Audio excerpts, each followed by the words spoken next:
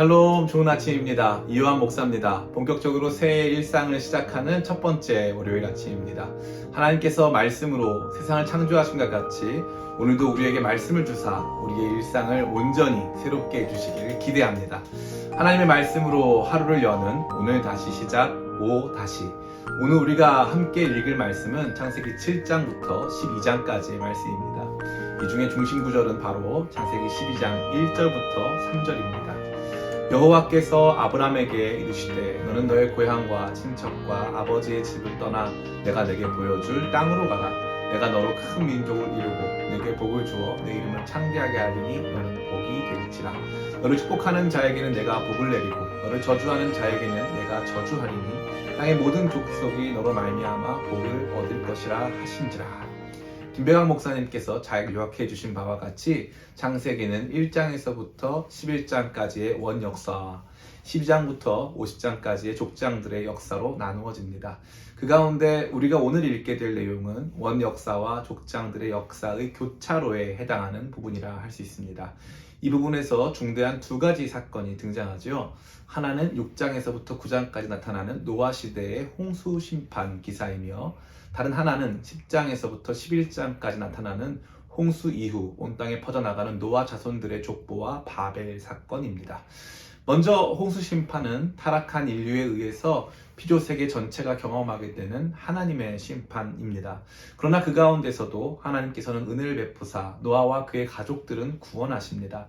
이러한 내용들은 죄로 인한 인류의 타락이 어떠한 방향으로 발전하여 하나님의 심판을 불러일으켰는지를 보여주고 그 가운데서도 택하신 자들을 구원하시고 그들을 통해 새로운 역사를 진행시키시는 하나님의 모습을 우리로 보게 합니다.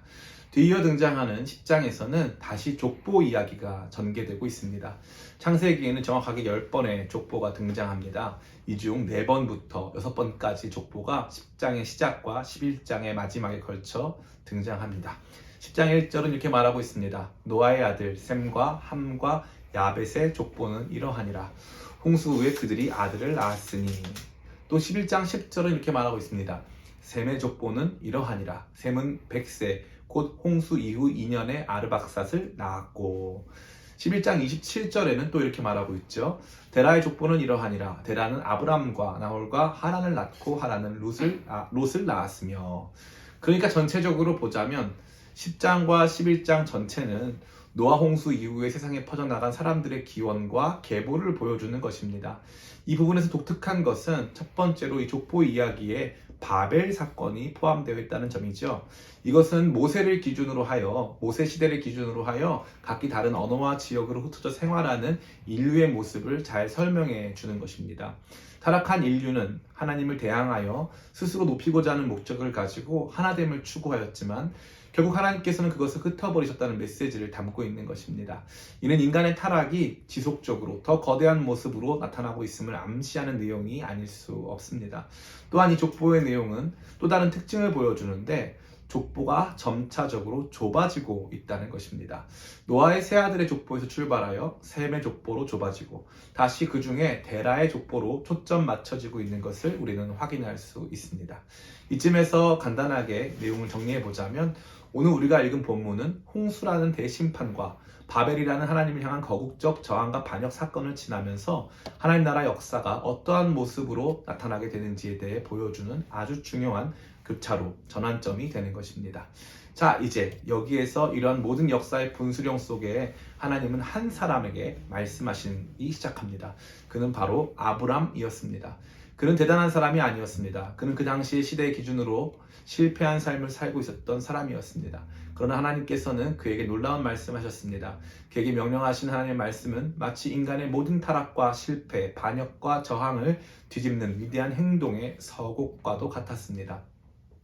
여호와께서 아브라함에게 이르시되 너는 너의 고향과 친척과 아버지의 집을 떠나 내가 내게 보여줄 땅으로 가라. 내가 너로 큰 민족을 이루고 내게 복을 주어 내 이름을 창대하게 하리니 너는 복이 될지라. 너를 축복하는 자에게는 내가 복을 내리고 너를 저주하는 자에게는 내가 저주하리니 땅의 모든 족속이 너로 말미암아 복을 얻을 것이라 하신지라.